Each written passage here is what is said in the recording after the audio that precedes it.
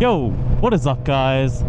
Today we're going to be talking about why the Ninja 400 is actually a better learner bike than the CBR 650R. That's not to say the CBR 650R isn't a good learner bike, but the Ninja 400 is a better learner bike and by quite a comfortable margin too.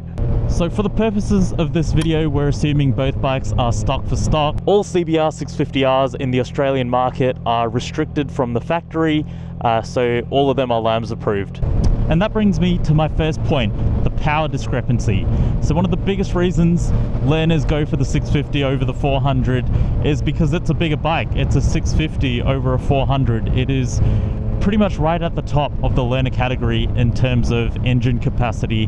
The problem is this bike is heavily neutered from the factory due to the LAMS restriction. So you're actually not getting that much more power over the 400 despite having a higher capacity engine. Granted, the torque is higher and that is cozier on the freeway and feels much nicer when you're accelerating, but you're not really getting that much more for power. And it's actually usually the biggest reason learners go for this bike, because they think, wow, big bike, more power.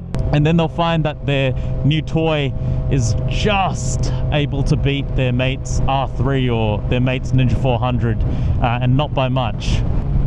And yes, you can buy the 650 straight away and get it de-restricted as soon as possible, but I don't think a learner or an inexperienced rider should have the full power of the 650 available to them when they're starting out. Even if they've ridden dirt for quite some time, street riding is a completely different ball game. And the moment you put that amount of power and speed and acceleration into the hands of someone with very little street riding experience, you're just asking for disaster. So what you actually end up getting is a bike that has a very similar amount of power to an R3 or a Ninja 400, but weighs so much more. You kind of get the worst of both worlds. You get the weight of a heavy bike with the power of a learner-approved motorcycle. Ooh, Evo Wagon, I likey. And that brings me to my next point, the weight. Usually I would not be sitting behind a trailer like I'm doing so now, but my girlfriend's behind me and I don't want to leave her. Anyway, this bike is heavy, man.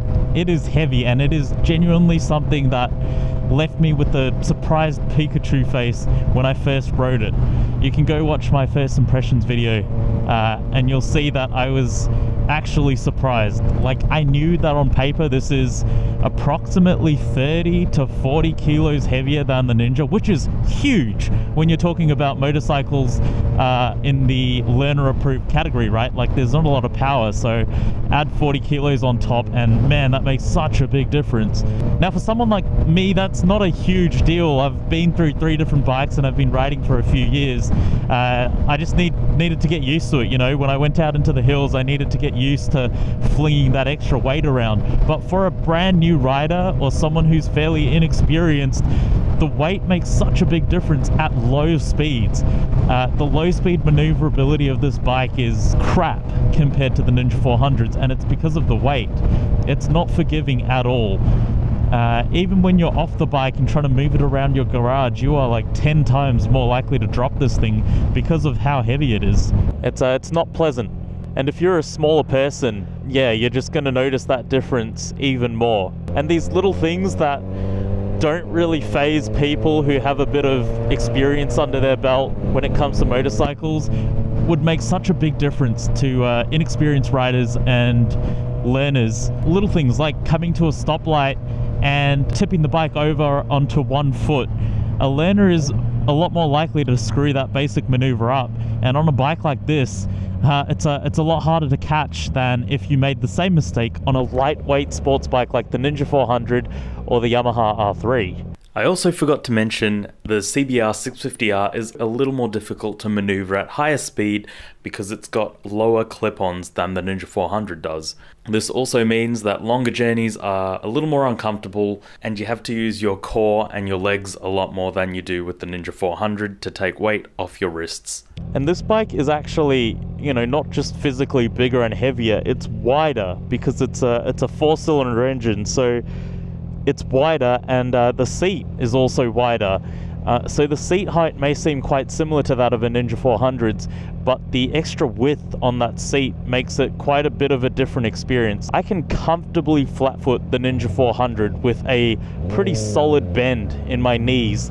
Now I can also comfortably flat foot this bike, but that bend in my knees is nowhere near as pronounced.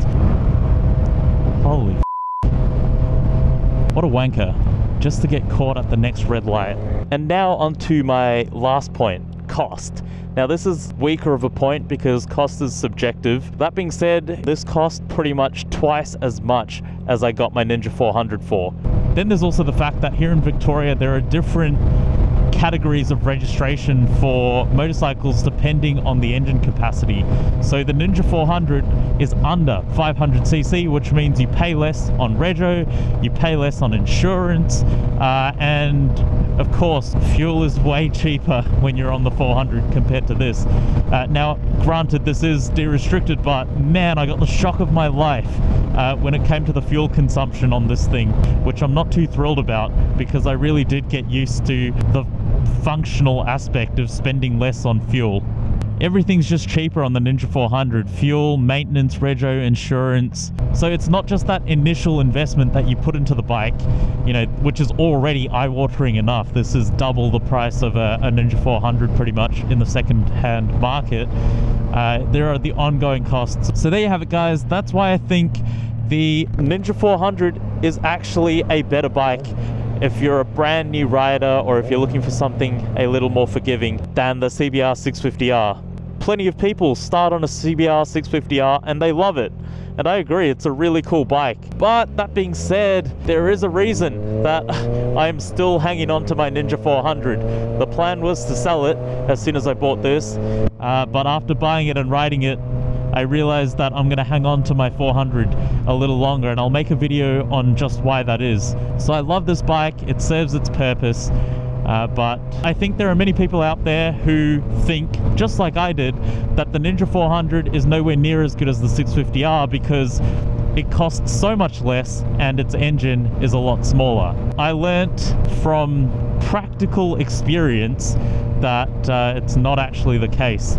So this is why, if you're brand new, I recommend the Ninja 400. I will also make a video on why, even if you have a bit of experience, there's actually still a really solid use case for the Ninja 400 over the 650R. Thanks so much for watching, guys. I hope you enjoyed the video. Remember to like, comment, and subscribe if you haven't already. I will catch you on the next one.